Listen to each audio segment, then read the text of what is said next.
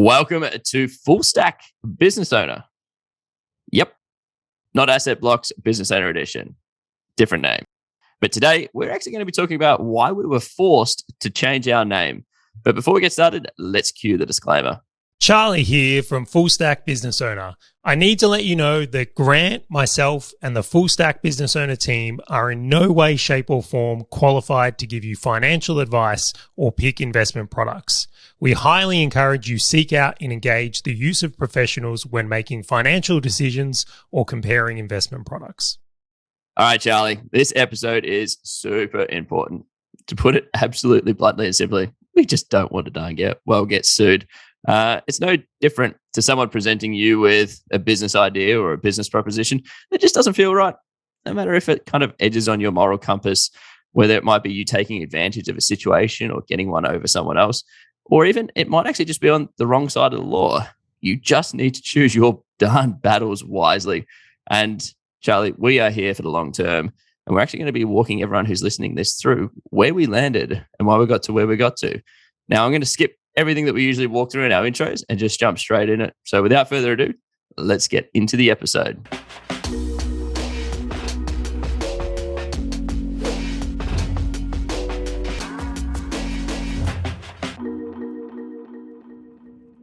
All right. Before I start asking you, Charley, I just want everyone who's listening to know this podcast will continue.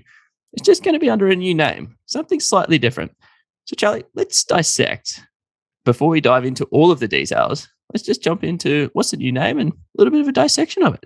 Yeah, so I'm really excited about the new name, Grant. I almost think this would have been a better name initially. I'm going to say it. I do love Asset Blocks, don't get me wrong, but I feel like Full Stack Business Owner is a stronger name and really describes what we want for people, right? It's that they've got a business and they're probably potentially quite strong at business, but outside of it and around it, they don't have the full stack. They're kind of missing some components, maybe even missing some components within their business as well that don't have them completing it. So I really like the idea of someone coming in and tuning into Full Stack Business Owner because they want to be full stack. They want to encompass the ideology that sits behind it. And it also means that we don't have to sort of sit there and tell everybody that it's like Business Owner Edition. It's like, it's this concept of asset blocks and it's like, tailored for business owners. No. The name now explicitly says it's Full Stack Business Owner. So it's all about this entirety of us business owners being as we will talk about a little bit more in this episode, full stack. The complete package, right? The complete package in a box. No, I'll never say that again. All right. Outside of us thinking this is a better name and a better direction for people to really sort of relate to, let's peel the onion back. Let's start taking off some layers. What triggered this? Where did this all start? About 2 weeks ago, someone reached out to me, which thank you so much to this person. I won't name you just because I haven't asked. And they said, hey, have you seen the latest release from ASIC, which is the body in Australia which actually regulates financial advice, and they hold all the financial planners to accord. And if you have a AFSL license, this is who you would report to, and they kind of make sure that consumers in Australia are looked after. And ASIC had decided about 2 weeks ago that they were not happy with the state of the finfluencer world. Now, to be really specific right now, I think where they had some real concerns is there's some people on like TikTok or Instagram who are young and potentially don't have any education, experience, or knowledge, influencing people to make financial decisions and potentially setting them up for financial chaos. I think that potentially really does happen. There's also even some more experienced people and people who are educated who are just sharks and dodgy players. Yeah. So there are definitely, like, not everyone has great intentions in this world, unfortunately. And very specifically, there are people out there that are just looking to create scams and do horrible things. So I understand why ASIC wanted to make this change and why they wanted to, I suppose, regulate things in a better way to protect consumers. But unfortunately, with the changes they made, it put asset blocks into a bit of a grey area. We weren't black hat. We weren't recommending individual financial products or saying, hey, you should buy this or do this. I think our key message has been, we highly encourage you do research, learn from our stories and experiences and take them to people who are qualified. But at the same time, this is one where I look at it and say, it certainly threw a spanner into the works for us. Yeah, and it was interesting with all the studies that were coming out, because you and I consumed hours and hours of reading, listening to other people, talking to people that we know in the space, and it was really interesting the percentage of people that have indicated that they invest based off like podcasts or like TikTok or like Instagram, etc. To the extent that I was kind of taken aback. I was like, wow, that many people consume in one way or another information that is outside of sort of universities or like your news forums. And so to your point, I can completely understand why some kind of stamp needed to be done. But I will say, like, Australia is like the only country that is doing this. And I don't want to sort of step on anyone's feet or anything like that. This is why it kind of comes into this gray area of us going, okay, we can sort of see where this lands. We can see where this plays out. And we know that ASIC's kind of come out and said, yeah, we just have to put this blanket rule on top. And like, it's just no from like immediately no. And we talked about, well, maybe we see where this plays out. Maybe it might be a bit softer as they start seeing, okay, well, is this acceptable? Is this not acceptable? Some precedents being set in court cases or otherwise. And we just said, no, like this is an opportunity that we are just not going to second question. We're not going to guess. Like this is a do not pass go, do not collect $200 situation. No flat line. How do we go and actually align to what regulation has outlined? Yeah, so let's dig a little bit deeper into the specifics on this, because I want to make it really clear. Like the key message from what we've been doing here, Grant, is that we're sharing our own experiences and opinions on things, and then we're suggesting to our audience that hey, learn from what we have done. Like be educated. This is intended to be education. We're even happy to tell you the resources we've used, the providers we've used for you to go and do your due diligence. It's not a blanket recommendation. So I want to make that really, really clear. The people we have recommended or had on the show do actually have licenses as well. And I would encourage everyone out there to make sure that if you are engaging a financial professional, you should absolutely check they have an AFSL. And compare them to other ones as well, right? Make sure you know what you're getting into. As business owners, I like to think we do our due diligence. We've probably been screwed over enough in business where we go, hey, right, I get it, right? You don't just hire the first person that puts in an application. You might, review a few different job applications, do a few trials. Anyway, I'm going to be even more specific. So in Australia, financial products is not something I am going to give recommendations on or even opinions on. The only way they would get brought up on this show or brand is if we have someone on who is a professional and can speak into them. So we will bring on some professionals down the road who can talk into it. Now, specifically, financial products, and I have written a list here, or I should say that you have, Grant, is shares, bonds, insurance, and superannuation are the big ones. So we will not be giving our opinions or discussing things or recommending individual products or buys or sells or anything like that on this show from here. Yeah. And even the dissection, like us talking about what we have done before or how we have played around in super or insurance or otherwise. Again, we might bring on guests who will sort of specialize or have the Australian Financial Services License or the AFSL.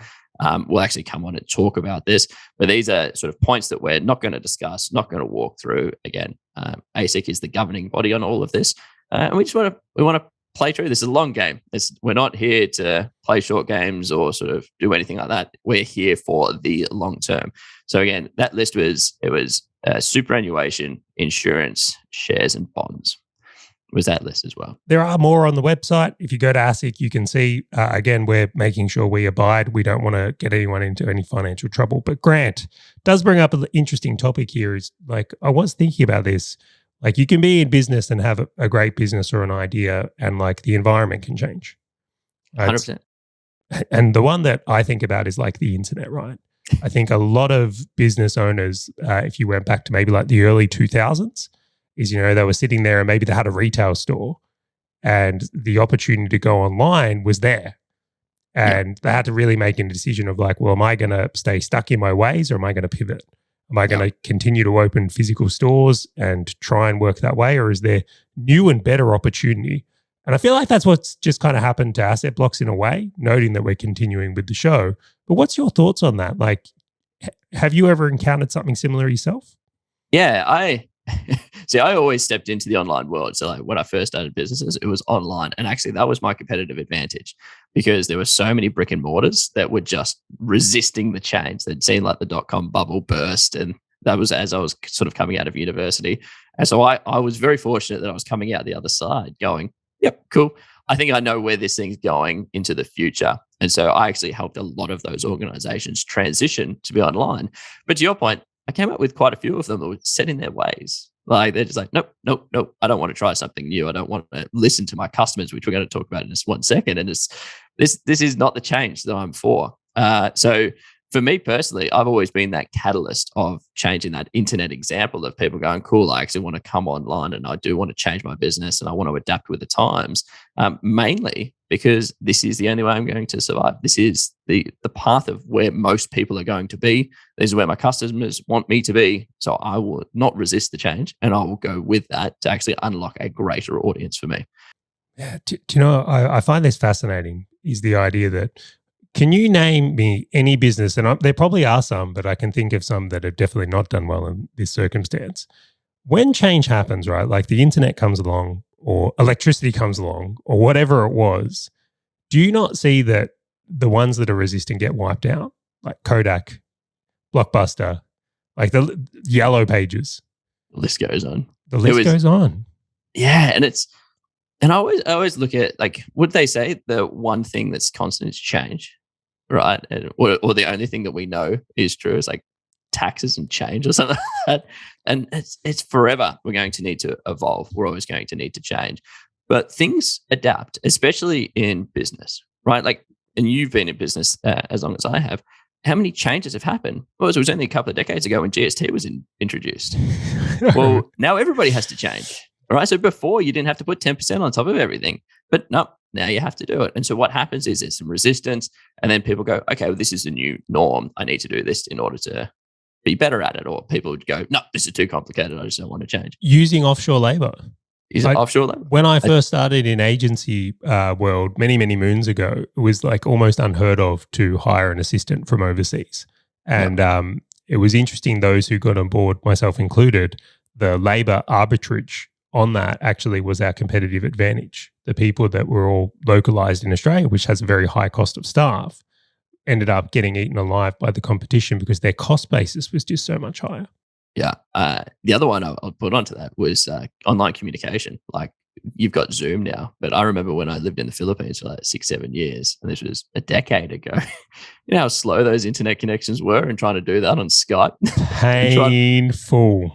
I remember I had to get an Australian phone number redirected to a Skype account just so I could answer phone calls overseas. And that was, it took me ages to set this thing up because all of my clients just wanted a landline number to call in order to get in contact with me. And I was just, and that was the world we were living in. And now everybody has adapted to Zoom. It's like, oh, do you want to jump on a Zoom? Do you want to have coffee over a Zoom? Do you want to have wine over a Zoom? Like I've had dinners over Zoom before. We've done that. We've actually done that. We've done dinners over Zoom.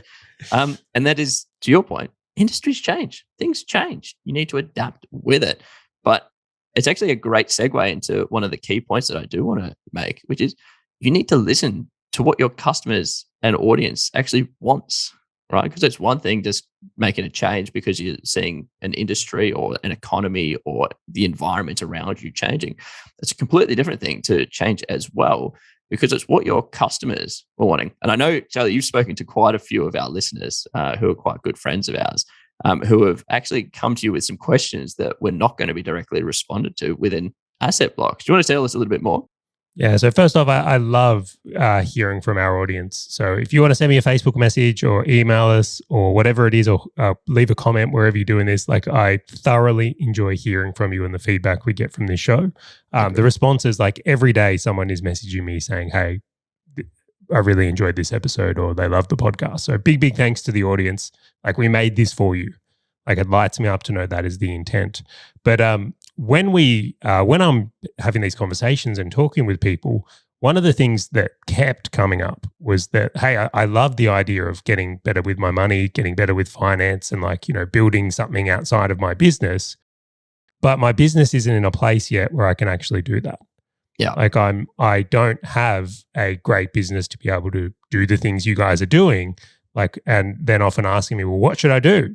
How did you guys do it? Like, what all went into your business being full stack? Right, hint, hint. That'd be a great name. Yeah, absolutely. So one of the big changes we're making with the brand and podcast is we're actually going to start talking about business topics as well. We want to introduce some business-related episodes so that people can see the success in their business to enable them to do more things outside of that business.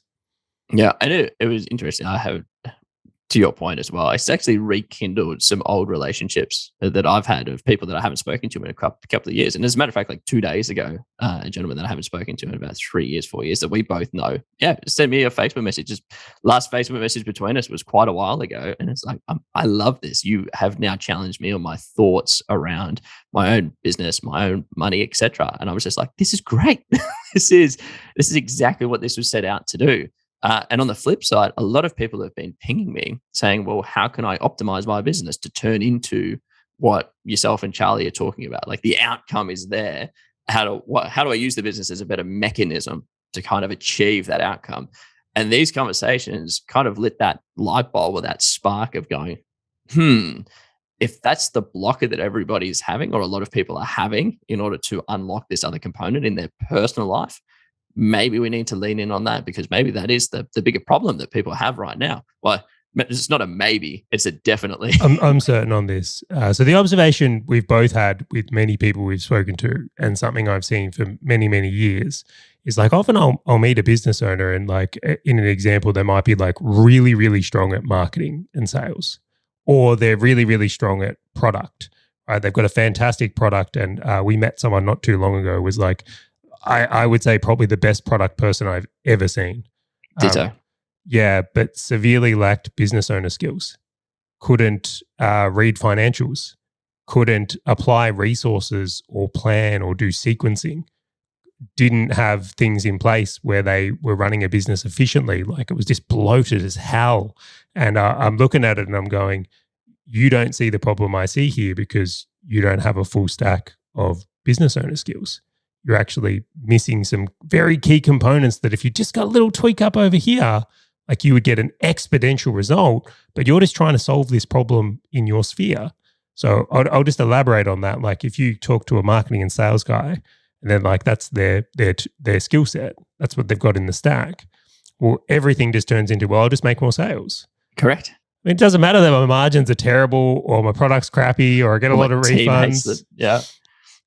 Don't worry about that. Or the product guy's like, no, I'll just make my product better and people will rave about it. I mean, doesn't matter. We don't have a USP. I don't know how to get my messaging.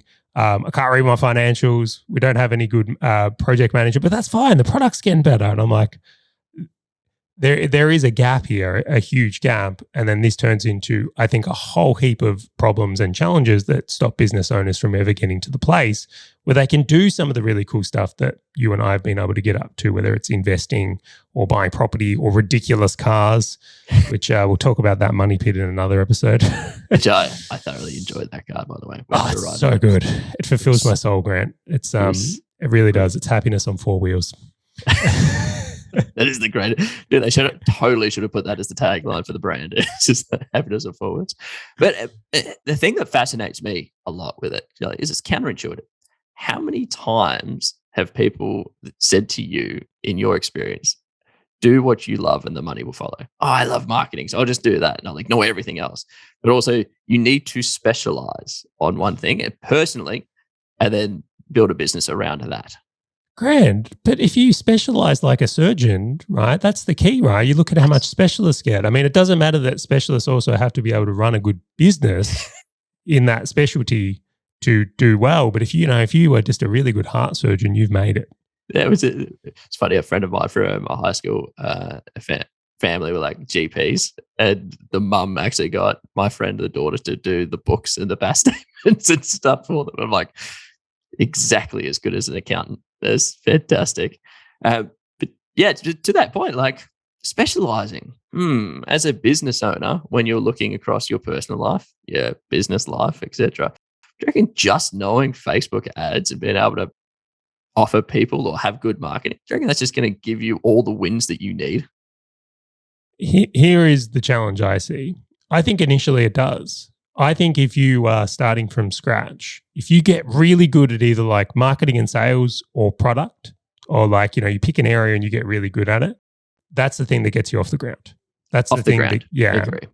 And I think it's easy to logically connect and go, do you know what? If you look at, those surgeons, or if you look at, those people that have specialized in a certain type of sport, well, they're really successful. So I think it's easy to convince ourselves that, specialization is the way. You should just be a master in one area. However, all the most successful business owners I know have very wide varieties of skills. They're not strong in one thing. Maybe they're strongest in one thing, but they've really developed a full set of skills, whether it's including hiring and training team, developing leaders, reading financials, management. Like there's a whole plethora of skill sets that go into them achieving a higher level of success. I even know someone, very, very good sales guy. Won't say his name, but you should absolutely be able to know who I'm talking about right now. Guess what he's studying at the moment? The MBA. Accounting. Accounting, yeah. And I'm like, I go, okay, well, and this guy is very successful. I very much respect this business owner. He's been able to do some phenomenal things. And when you hear things like that, you go, oh, wow. So it's like the story or narrative that's being sold is specialized or get good at something, which again, I agree for starting. But when you look under the hood of the people that are doing big stuff, they have very strong skill sets outside of their core. And yeah, so when you put in the context of as a stepping stone to get started, I wholeheartedly agree. But then it gets to this point of, what is it? Ignorance is not a strategy, or like negligence is not a strategy.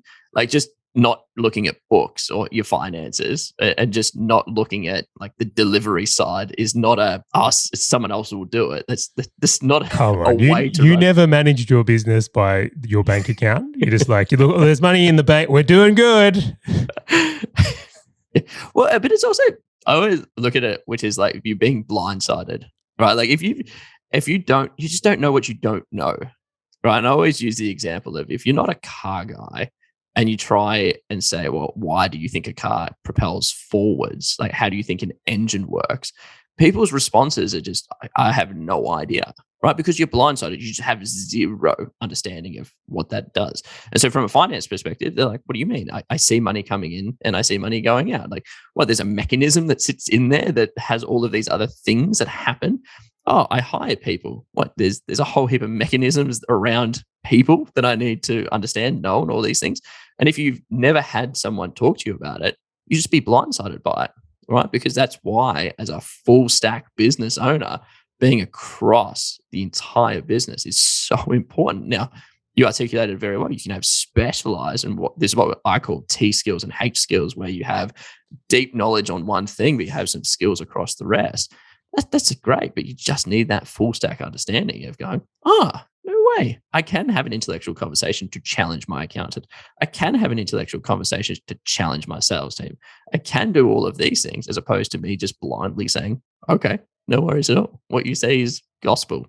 That was actually a big one for me now that I think of it. Like I started an agency, was strong in marketing and sales. Still am, I like to believe anyway. But the thing that was interesting is accounting skills were the thing that helped me the most after that skill set. That was a huge block for me. And once I had developed that skill in more depth, and something I still pursue to this day, I think it's a great skill to have, that unlocked huge amounts of success for me. Huge. Yeah. Problem solving in analytics for data was like one of mine, because it was so applicable to so many different areas as well. And we'll dive into all of these types of topics. Having a good dashboard, right? Actually having good data to work with so you can run a business well. Another huge one there. But again, I won't go in too deep here. We've hopefully encompassed what we want for people in being a full stack business owner here. So as we've spoken, I think it's pretty obvious to everyone who's listening how we came up with the concept of a full stack, because it's exactly what you need to do as a business owner in both your business and your personal life. You just need to be full stack across it all, right? You need to be a full stack business owner in order to understand it. So like why this name has stuck and how we came up with it is probably pretty logical. But Charley, you might be asking yourself, who is this for? Do you want to walk through who's this for? Business owners. There you go. There's no change. It is the exact same audience. Like there's no change at all. But But I'm only sort of teasing on that one. Like, what should people expect? I would say if you've enjoyed the content to this point and you've been with the show, stay tuned. This is only going to get more helpful and more useful for you. Yes, it's a bit of a pivot, but I think it's potentially going to help you in a much bigger way. I am going to I'm going to dangle this carrot in front of your face, and I want to see how much you run towards this carrot. So it's a very open-ended question. Like, is there any secrets or anything that we want to open up to the listeners now that might be coming down the pipeline that they might be interested in? You know, some days where you're really like bored and you might be in a room, right? So you're bored and you're in a room and maybe you are used to being alone in that room, and then suddenly there might be other people in the room, which you could be bored in a room together. Oh. You may not be bored then. If I merge those two words together, what does that create? It's got to be the worst hint ever. Could be Interesting. Is it? So outside of the podcast, what Charley is hinting at is that we are going to be doing some more things. Like there are this tweak in a name is more than just a tweak in a name. It's not just moving from what was asset blocks to now being full stack business owner. There is a lot more that we're going to assist business owners with as they progress through their journey. And we've actually already tried this out and had wild success to a story that Charley was sort of walking through just before. Like it's been validated and this is exactly the path that we're going. Yeah, a listener reached out and requested a boardroom day with Grant and I and saying, hey, look, can you come and have a look through my business and give us your take on it? I had an absolute blast. It was really good fun. Not only that, the person who we did this with got a lot of value out of it. So it's something that I think will be coming more and more. So if you are one of the listeners and you say, hey, I would love to do a boardroom day with you guys, come in, break apart all my business and give me your perspective and views on it, I think that would be a whole heap of fun. So do reach out or leave a comment because we'd love any feedback on that for down the road. But I think that's about it for this one, Grant. Yeah, I wholeheartedly agree. I'm going to just let everyone know. So what's going to happen with all of the old asset blocks, sort of mediums and social media stuff, it's just all going to be rebranded across into full stack business owner. So instead of being assetblocks.com.au, it is now going to be fullstackbusinessowner.com. So whatever you've subscribed to, you don't need to change. We will do all the changes on our side. But before we do wrap it up, Charley, I'm going to ask you one question. How do you feel about the change? Like, just describe to me how you're feeling about it. I'm excited, to be honest. I must admit, when we started this brand, I intentionally left business out because I felt like, well, there's all this other business stuff out there. But when I did the research, no one was covering the business stuff from the point of view we're suggesting in this show. So I think it will be hugely helpful for people. We're obviously both strong in business. It's something we do every day. And I'm thrilled to be able to share more on these topics to help people. Yeah, I wholeheartedly agree. And it's something that it was like when we started talking about this and we spoke about a bit about the trigger and then a little bit about the reason as to why we're leaning into this so heavy. Like every morning, every night, every day, I reckon you and I just keep pinging each other about, oh my gosh, this is going to be incredible. Ideas, topics, etc. So I am so pumped up for it. So if you are listening to this and you are super, I actually go and push the button. I was going to say, do I get to put the button? But I feel like this. Let's go. the video editor sitting there, I didn't even need to put that in. So if you're listening to this and you're like, damn, I want to be on a part of this journey. I want to hear what these guys are getting up to and how they're helping business owners become full stack, as we're calling it. Be sure to subscribe to this or even share it to somebody else who you're like, you need to come on this journey with me, like maybe a business partner or someone else who's in business with you. And I just want to say thank you for joining us again, but also welcome to the Full Stack Business Owner podcast as well. So see you on the next episode.